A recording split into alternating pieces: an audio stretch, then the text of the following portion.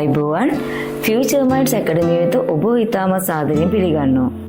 මගේ පළමුවන වීඩියෝ තුලින් මම ඔබ වෙත ගෙන ආවේ පෙර පාසල් පාඩම් සැලසුමක් ගැන කුමක්ද, එහි ඇති වාසි, ඒ වගේම පෙර පාසල් පාඩම් සැලසුමක් සැකසීමේදී ගුරුවරයා සතු කාර්යභාරය කුමක්ද යන පිළිබඳව. පොරොන්දු පරිදිම අද මම ඔබ වෙත ගෙන එන්නේ පෙර පාසල් පාඩම් සැලසුමක් නිවැරදිව සකසා ගන්නේ කෙසේද යන පිළිබඳව අවබෝධයක් ලබා දීමට. පෙර පාසල් පාඩම් සැලසුම් සකසා ගැනීමේදී පෙර පාසලින් පාසලට එම පාඩම් සැකසුම් වෙනස් වෙනවා. පෙර පාසල් පාඩම් සැලසුම් කීපයක් අධ්‍යයනය කිරීම තුළින් ලබාගත් දැනුම් සම්භාරයත් එක තමයි මම අද ඔබ වෙත මේ ගෙන එන පාඩම් සැලසුම ඉදිරිපත් කරන්නේ. ඉතින් ප්‍රථමයෙන්ම සඳහන් කරන්න ඕනේ ඔබ මේ වන විට මුල් ළමාගේ සංවර්ධනය පිළිබඳව හදාරන කෙනෙක් නම් ඔබට අනිවාර්යයෙන්ම ප්‍රායෝගික පරීක්ෂණ සඳහා සූදානම් වෙට සිදු වෙනවා. ඒදී ප්‍රථමයෙන්ම ඔබට සිදුවන්නේ පෙර පාසල් පාඩම් සැලසුමක් සකස් කිරීම, ඉගෙනුම් ආධාරක සමග ඒ ඉදිරිපත් කරන්නේ කොහොමද යන්න පිළිබඳව පරීක්ෂණයට ලක් කිරීම. ඉතින් ඒ නිසාම තමයි පෙර පාසල් පාඩම් සැලසුමකින්ම මම මේ වීඩියෝ ඔබ වෙත ගෙනීමට සූදානම් වුණේ. අද මම ඔබ වෙත ඉදිරිපත් කරන්නේ වයස අවුරුදු 3ත් 4ත් දරුවන්ට කොමඩු ගෙඩියක් කොහොමද හඳුන්වා දෙන්නේ යන පිළිබඳව පාඩම් සැලසුමක්. ඉතින් ඔබට පුළුවන් මේ පාඩම් සැලසුම අනුව ඕනෑම එළවලුවක් පළතුරක් සඳහන් කිරීමේදී මාතෘකාව කර ගැනීමේදී මෙම පියවර අනුගමනය කරන්න පුළුවන්. ඔබට දැන් තිරේ දිස් වෙනවා. ප්‍රථමයෙන් අපි පාඩම් සැලසුම සකස් කර ගැනීමේදී සඳහන් කරන්නේ දිනය සටහන් කරගන්න. ඉන්පසු සංවර්ධන වන අංශය. අද මම හඳුන්වා දීමට යන්නේ කොමඩු පිළිබඳව නිසා සංවර්ධන වන අංශයේ විසිට මම සඳහන් කරන්නේ පරිසරය පිළිබඳ දැනුම ලබා දීමට යනුවෙන්. ඉතින් විශේෂ ශාස්ත්‍රීය වශයෙන් මම සඳහන් කරන්නේ පරිසරය. ප්‍රධාන මාතෘකාව පළතුරු, අනු මාතෘකාව කොමඩු. වයස අවුරුදු 3ත් 4ත් දරුවන්ට මම මේ පාඩම් සැලසුම ඉදිරිපත් කරන නිසා කාලය මම යොදාගන්නේ විනාඩි 20ක කාලයක්. මේ පාඩමේ අරමුණ තමයි පළතුරක් ලෙස කොමඩු ගෙඩිය හඳුන්වා දීම. ඉගෙනුම් ඵල වශයෙන් මම සඳහන් කරනවා පරිසරයේ තිබෙන පළතුරු අතරින් කොමඩු ගෙඩිය හඳුනා ගැනීම. පාඩම් සැලසුමක් සකස් කර ගැනීමේදී අපි අනිවාර්යයෙන්ම සඳහන් කළ යුතු වෙනවා නිපුණතා ශ්‍රේෂ්ඨය. මේට අපි ඉගෙනුම් ශ්‍රේෂ්ඨය වශයෙන් සඳහන් කරනවා. ඒ අර්ථය ඔබට ප්‍රජානන, මනෝචාලක, ආවේදනයන් වල සඳහන් කරන්න පුළුවන්. ඉතින් නිපුණතා ශ්‍රේෂ්ඨයන් සඳහන් කිරීමේදී දැනුම වශයෙන් මම මෙහිදී සඳහන් කරන්නේ පරිසරයේ තිබෙන පළතුරු අතරින් කොමඩු ගෙඩිය රසවත් පළතුරක් ලෙස හඳුනා ගැනීම වශයෙන් තමයි සඳහන් කරන්නේ. කුසලතාව වශයෙන් දරුවන්ගේ කුසලතාව වර්ධනය සඳහා මම මේදී ක්‍රියාකාරකමක් සඳහන් කරනවා. කොමඩු ගෙඩිය නිවැරදිව පාට කිරීමට අවස්ථාවක් ලබා දීම. ඒ වගේම ආකල්පය වශයෙන් මම සඳහන් කරන්නේ කොමඩු වල රස බැලට අවස්ථාවක් ලබා දීම. ඒ වගේම අපිට මේව සඳහන් කරන්න පුළුවන් කොමඩු යන ඉතාමත් රසවත් පළතුරක් බව දරුවන්ට අවබෝධය ඇති කිරීම, දරුවා රස විඳීමෙන් සතුටටපත් වීම වෙනුවෙන් සඳහන් කරන්න පුළුවන්. ඉතින් ඔබට පුළුවන් මේ අනුව ඔබගේ පාඩම් සැලැස්මේ පළමුවන පියවර අවසන් කරන්න. මම ඊළඟට ප්‍රවිෂ්ඨ වෙන්නේ පාඩමේ දෙවන පියවරට. ඔබට දැන් තිරේ දිස් වෙනවා වගුගත ආකාරයෙන් මම කොහොමද මේ පාඩම් සැලසුමේ දෙවන පියවර සඳහන් කරන්නේ කියලා. මේදී මම සඳහන් කරලා තියෙනවා කාලය, ප්‍රවේශය, ඉගෙනුම් ආධාරක, ගුරු ක්‍රියාකාරකම, සිසු ක්‍රියාකාරකම, තක්සේරුව, ඇගීම යනුවෙන්. ඔබට පුළුවන් මේ අනුගමනය කරමින් ඔබගේ පාඩම් සැලැස්මට අනුව කොහොමද ඔබ පාඩමට පිවිසෙන්නේ යන්න පිළිබඳව අවබෝධයක් ලබා ගැනීමට. ඉතින් බලන්න මෙහිදී මම ඔබට මුලින්ම සඳහන් කළා විනාඩි 20ක පමණ කාලයක් තමයි අපි මේ සඳහා යොදාගන්නේ කියලා. ඉතින් මේ විනාඩි 20න් පළමුවන විනාඩි 5ම මේ යොදාගන්නේ පාඩමේ ප්‍රවේශය සඳහා. ඒ කියන්නේ කොමඩු ගෙඩිය කුමක්ද යන්න හඳුන්වා දීම සඳහා තමයි මම පළමුවන විනාඩි 5 යොදාගන්නේ. එෙහිදී මම ප්‍රවේශයේ වශයෙන් කොමඩු ලෙස පෙනෙන ඒප්‍රන් එකක් පැළඳගෙන ගීතයක් ගායනා කරමින් තමයි පන්තියට ප්‍රවිෂ්ඨ වෙන්නේ.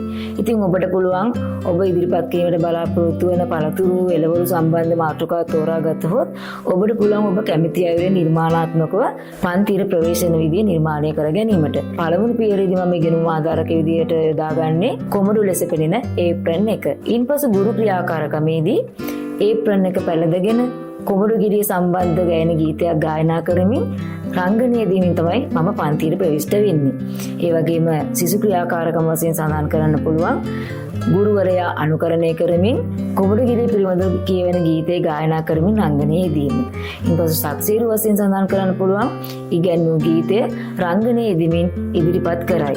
කොමඩු ගෙඩිය හඳුනා ගනී. දරුවන් මෙම ගායනය රංගනය සමග ඉදිරිපත් කිරීමෙන් පසුව ඔබට පුළුවන් අත්පුඩියක් ගසා දරුවන්ව ඇගීමට ලක් කරන්න. ඉතින් පළවන පියවර මේ නිමාටපත් වෙනවා. ඉන්පසු මා ප්‍රවිෂ්ඨ වන්නේ දෙවන පියවරට.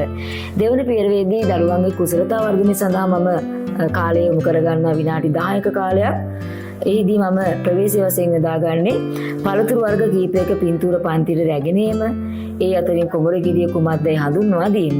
ඉතින් ඉගෙනුම් ආධාරක වශයෙන් මම සඳහන් කරනවා කොඹුරු ගෙඩියක හරස් කඩක් දැක්වෙන රූප සටහන්, ඒ වගේම රතු, කළු, කොළ පාට කූරු. ගුරු ක්‍රියාකාරකම් වශයෙන් සඳහන් කරනවා කොඹුරු ගෙඩියක හරස් කඩ දැක්වෙන රූපය නිවැරදි අයුරින් පාට කර පෙන්වීම. සිසු ක්‍රියාකාරකම වෙන්නේ ගුරුවරයා අනුකරණය කරමින් නිවැරදි පාට භාවිතා කරමින් කොඹුරු ගෙඩිය පාට කිරීම. ඉන්පසු තක්සේරු වශයෙන් මම සඳහන් කරනවා නිවැරදි පාට භාවිතා කරමින් රූපය පාට කරයි. ඇගීම් වශයෙන් මම සඳහන් කරන්නේ දරුවා පාට කර ලබා දුන් පින්තූරයට හරියක් තරුවක් ලබා දී ඇගීමට ලක් කිරීම වශයෙන්. ඉන්පසු මම ප්‍රවිෂ්ඨ වෙන්නේ තුන්වෙනි පියවරට. තුන්වෙනි පියවර සඳහා මම විනාඩි 5ක කාලයක් යොදා ගන්නවා. එහිදී ප්‍රවේශය වශයෙන් මම සඳහන් කරන්නේ කොඹුරු ගෙඩිය සහිත නැවුම් පළතුරු වට්ටියක් සමග පන්තියට පැමිණෙනවා ගීතයක් ගායනා කරමින්. ඉගෙනුම් ආධාරක වශයෙන් මම සඳහන් කරනවා නැවුම් පළතුරු වට්ටිය. ඒ වගේම එහිදී මම භාවිතා කරනවා ඉගෙනුම් ආධාරක කීපයක්. මොකද මම මෙහිදී සඳහන් කරා දරුවාට කොඹුරු ගෙඩිය කපා රස බැලීමට අවස්ථාවක් ලබා දෙනවා කියලා. ඉතින් ඒ නිසා මම පන්තියට එීමට ප්‍රථමයෙන් මෙන්න මේ ඉගෙනුම් ආධාරක මම සූදානම් කරගත යුතු වෙනවා. ඉතින් එහිදී මම කොඹුරු කැපීමට ලෑල්ලක්, පිහියක්, සර්වියට් පේපර්, ඒප්‍රන්, ඒ වගේම පේපර් ප්ලේට්ස්, වතුර භාජනයක් මේ සියල්ලක්ම සූදානම් කරගෙන තමයි මම පන්තියට ප්‍රවේශ වෙන්නේ. ගුරු ක්‍රියාකාරකම වශයෙන් නැවුම් පළතුරු වට්ටියේ ඇති පළතුරු අතරින් කොඹුරු ගෙඩිය නැවතත් හඳුන්වා දෙනවා. දරුවන්ගෙන් ප්‍රශ්න අසමින් කොඹුරු ගෙඩිය හඳුනා ගැනීමට අවස්ථාවක් ලබා දෙනවා. සිසු ක්‍රියාකාරකම වශයෙන් පළතුරු වට්ටියේ විවිධ පළතුරු අතරින් කොඹුරු ගෙඩිය හඳුනාගෙන ප්‍රකාශ කරනවා. තක්සේරුව තමයි විවිධ පළතුරු අතරින් කොඹුරු ගෙඩිය හඳුනා ගනී. කොඹුරු ගෙඩිය කපා රස බැලීමට ලබා දුන් පසු ඒ රසවත් පළතුරක් ලෙස දරුවන් ප්‍රකාශයටපත් කරනවා. ඉතින් ඔබට පුළුවන් කොඹුරු ගෙඩිය හඳුන්වා දුන්නාන් පසුව දරුවට අත්පුඩියක් ගසා ඇගීමට ලක් කරන්න. ඉතින් පෙර පාසල් පාඩම් සැලසුම සකසා ගන්නේ කෙසේද? ඉගෙනුම් ආධාරක සහිතව ඒ ඉදිරිපත් කරන්නේ කොහොමද යන පිළිවෙල තමයි ඔබට ප්‍රායෝගික පරිශ්‍රණයේදී මුහුණ දීමට සිදු වෙන්නේ. මෙහිදී විශේෂයෙන් සඳහන් කර යුතු වෙනවා මෙම පාඩම් සැලසුම සකසාගත්තේ දෙවෙනි පියවර වශයෙන් ප්‍රගත කිරීමෙන් තමයි සමහර කරුණු මම ඉදිරිපත් කරලා තියෙන්නේ. ඒ ඔබට පහසු වීම සඳහා. ඉන්පසු මම සඳහන් කරන්නේ ප්‍රතිපෝෂණය. මොකක්ද මේ ප්‍රතිපෝෂණය කියලා කියන්නේ? අද දවසේ ඔබ කොඹුරු පිළිබඳව දරුවන්ට ඉගැන්වූ ගීතය නැවත නැවතත් ගායනා කරමින්, රංගනයේ යෙදෙමින් දරුවන්ට මේ කොඹුරු ගෙඩිය නිවැරදිව හඳුනාගෙන ඇද්දයි පරීක්ෂණය කිරීම තමයි ප්‍රතිපෝෂණය වශයෙන් සඳහන් කරන්නේ. මෙහිදී යම්කිසි දරුවෙකුට කොඹුරු ගැන අවබෝධයක් ලැබී නැත්නම් ඔබට පුළුවන් නැවතත් දවසක මෙම පාඩම කිරීමට අවස්ථාවක් යොදාගන්න. ඒ සඳහන් කිරීම තමයි ප්‍රතිපෝෂණය වශයෙන් අපි සඳහන් කරන්නේ. ඉන්පසු අපි සඳහන් කරන්නේ පසුවැඩ. එතන පසුවැඩ කියලා කියන්නේ දරුවාට නිවසේදී කරගෙන යාම සඳහා දෙනු ලබන ක්‍රියාකාරකම. මෙහිදී මම පසුවැඩ වශයෙන් සඳහන් කරනවා කොඹුරු ගෙඩියක රූපයක් ලබා දීලා කොළ, රතු, කළු, වානිස් පේපර්, කොළ ඉරා අලවාගෙන එීමට උපදෙස් ලබා දීම තමයි මම මෙහිදී සිදු කරන්නේ. ඉතින් ඔබටත් පුළුවන් පෙර පාසල් පාඩම් සැලසුමක් සකසා ගැනීමේදී මම මේ අද ඉදිරිපත් කරපු සැලසුමට අනුව සකස් කර ගන්නට. මම හිතන්නේ ඔබට හොඳ අවබෝධයක් ලැබෙන්නේ නැති පෙර පාසල් පාඩම් සැලසුමක් සකසා ගැනීමේදී අනුගමනය කළ යුතු ක්‍රියාපිළිවෙල පිළිබඳව. ඉතින් මම සඳහන් කළා අද මේ ඉදිරිපත් කරපු පාඩම් සැලසුම ඉදිරියේදී ප්‍රායෝගිකව ඉගෙනුම් ආධාරක සමග ඉදිරිපත් කිරීමට කටයුතු කරනවා කියලා. ඉතින් ඒ ආවිරින්ම ඊළඟ පාඩමේදී මම නැවතත් ඔබ සමග සම්බන්ධ වෙනවා.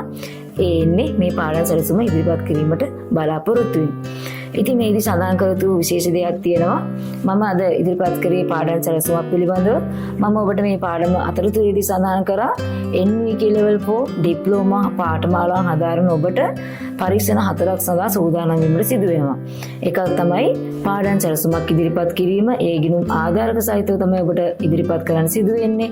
ඒ වගේම අත්කම් නිර්මාණයක් ඉදිරිපත් කිරීමට සිදු වෙනවා. එය ඉවතලන ද්‍රව්‍යකින් තමයි නිර්මාණය සිදු කරන්න වෙන්නේ. ඉතින් ඒ පිළිබඳව අවබෝධයක් ලබා දෙන අපිට ඉදිරි වීඩියෝ තුලදී ඒ වගේම ගායන පිළිබඳ හැකියාව නැත්නම් සෞන්දර්යාත්මක කුසලතාවන් පරීක්ෂණය කිරීමේදී ඔබට ගායනක් ඉදිරිපත් කිරීමට අවස්ථාවක් ලැබෙනවා. ඉතින් ඒ රංගනයේ යෙදීමින් කරන අයුරු මම ඔබට ඒ සඳහා පසුබිම සකසා ගන්නේ කෙසේද යන පිළිබඳ අවබෝධයක් ලබා දීමටත් සූදානම්ෙන් ඉන්නවා. ඒ වගේම කතන්දරයක් ඉදිරිපත් කරන්න සිද්ධ වෙනවා ඔබට මේ පරීක්ෂණයේදී. එහෙනම් මම හිතනවා මෙම වීඩියෝ ඔබට ඉතාමත් වැදගත් වෙන්නේ නැති කියලා.